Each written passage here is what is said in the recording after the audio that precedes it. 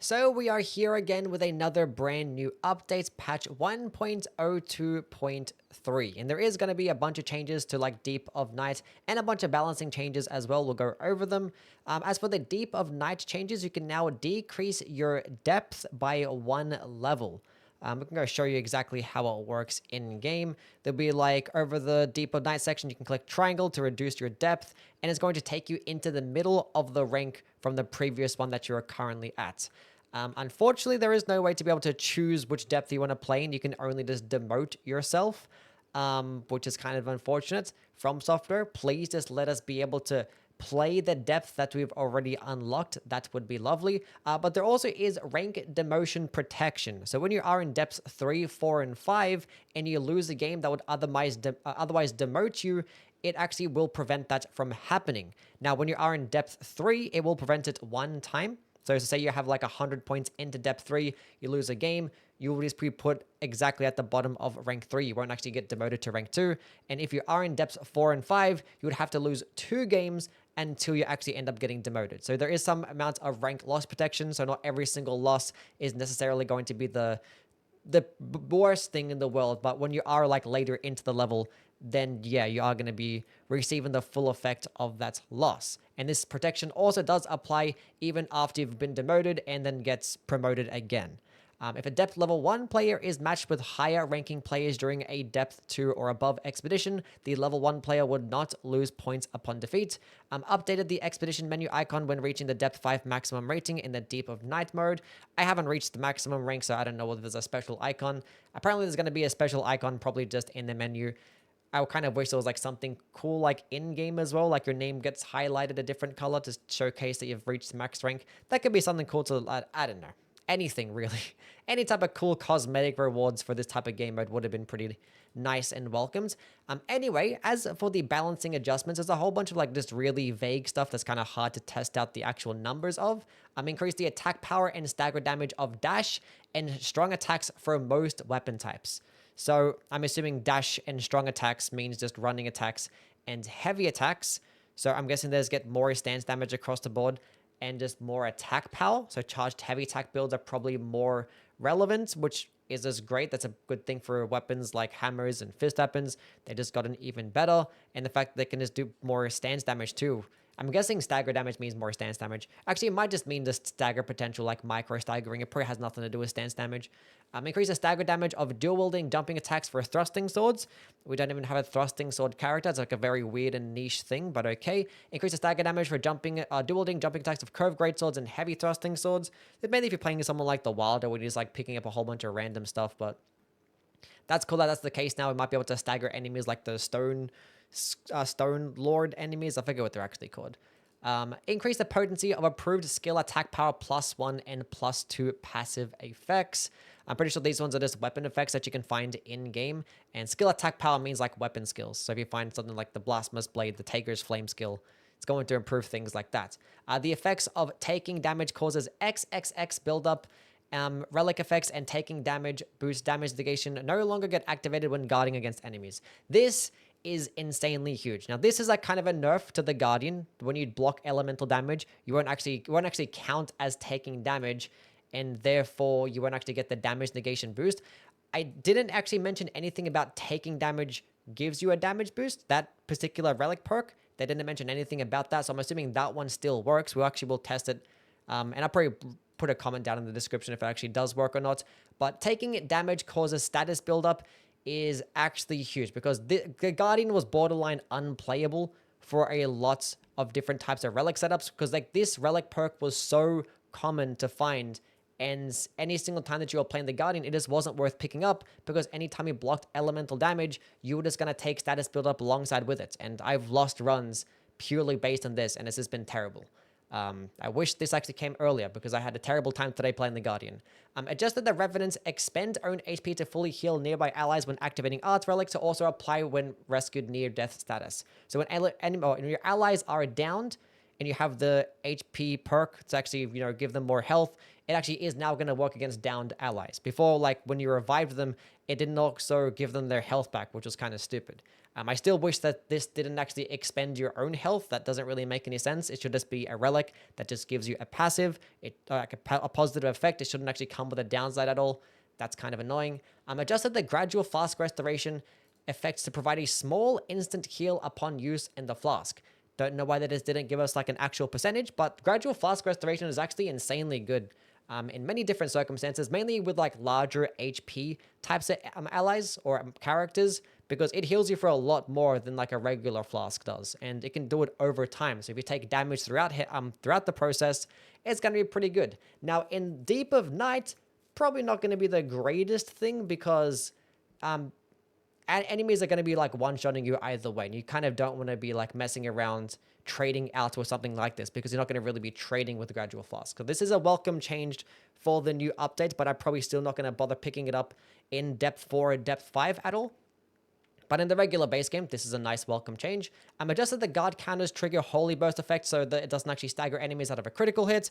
This one actually was something that they supposed to be fixed a long time ago, but I remember playing with it today and like they didn't actually fix it, but now it's actually fixed for real, hopefully.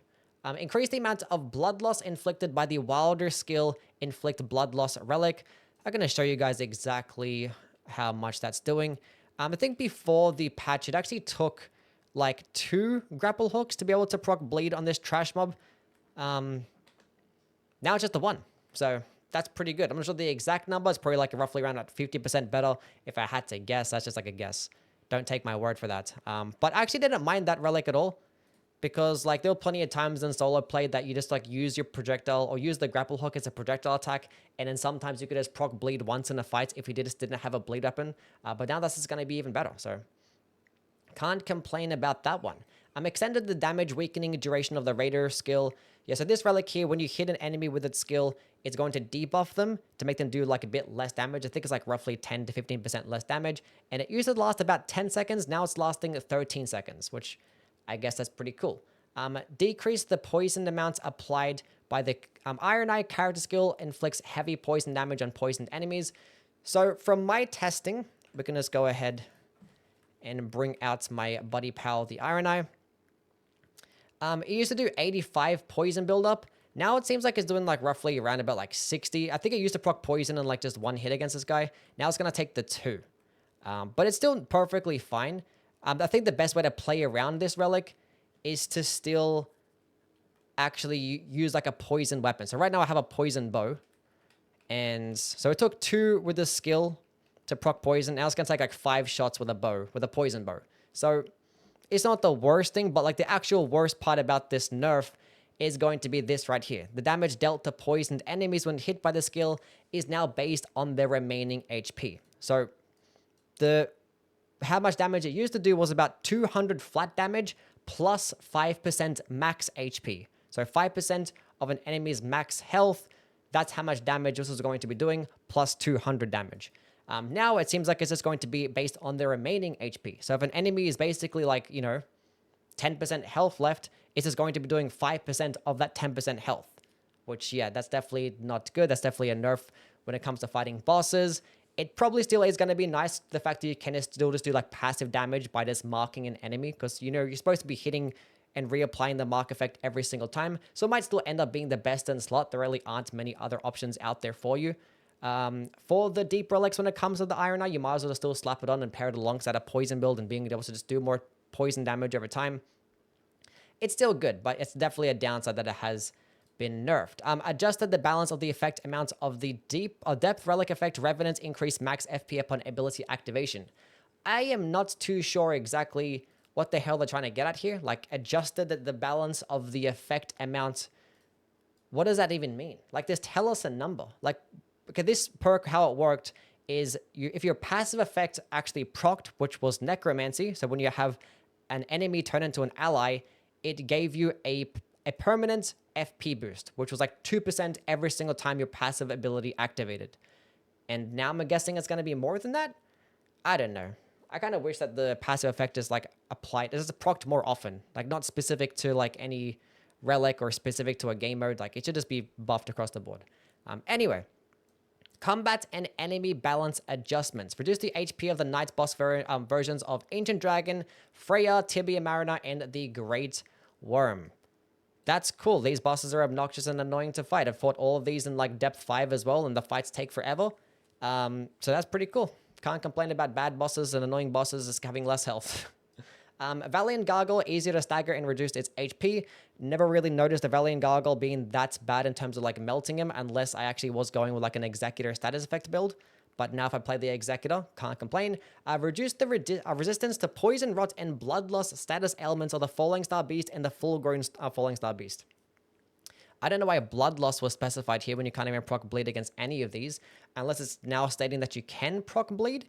And from my knowledge, you actually couldn't proc poison and rot against a full-grown one in this game. But you can proc poison and rot against a smaller one, but I don't know exactly what they mean. We can't really know until we go into a game and fight them with these status effects. Reduce the HP and attack power of Maris during an Everdark Sovereign Augur Expedition in the Deep of Night mode. So it's going to be hitting not as hard and have less health. Can't really complain. The fight's boring, especially when you just have later depths and it is super, super tanky and it's like one-shotting you every single time, even through damage negation through full, at full HP. Obnoxious. There are a whole bunch of bug fixes. The Augur raid seems to have been fixed. I know that is a pretty big one for a lot of people. That's pretty cool. But other than that, I know the Siluria's woe skill, which was off the Siluria's tree, that skill fully charged for some reason wasn't doing good damage. Now that's fixed. Flask heals or allies seems to be fixed as well. Not really much else of note that I've really come across, but I can link this down below if you guys want to give this a read. More just changes to Deep of Night. The rate reflection fixes for the Deep of Night. We have identified the following issues with the Deep of Night's ranking calculations. Ranking changes not being correctly applied after the end of an expedition. Ranking changes being applied cumulatively with the rank changes of a subsequent expedition. So I think that means like when people are quitting out and they didn't actually lose points, but then like the next game they ended up like losing all those points together. I think it was something like that. I think they kind of fixed that issue and now you probably take them when you ended up taking the loss, I guess. Added a sound effect when the attacks impaired on occasion passive effect is triggered. This was a negative modifier that you can get on a weapon, and sometimes when you just attack, it will just do no damage because that's obviously the negative effect, and now there's going to be a sound effect for that, which is great, because before you had to like look at the fact that you just did 1 damage, and I guess now we get a better idea as to how often it is going to proc in-game, even though there is like specific numbers out there. I think it's like 3 or 5%, depending on which variants that you have. Fixed the bug with the effect timer activation and guarding up sorceries and incantations. And yeah, I'm not going to read all these bug fixes. Yeah, nothing really too fancy. I already read through this one, but I'll link it down below if you guys want to give it a read yourselves. Nothing too crazy outside of that. Just some nerfs, some buffs.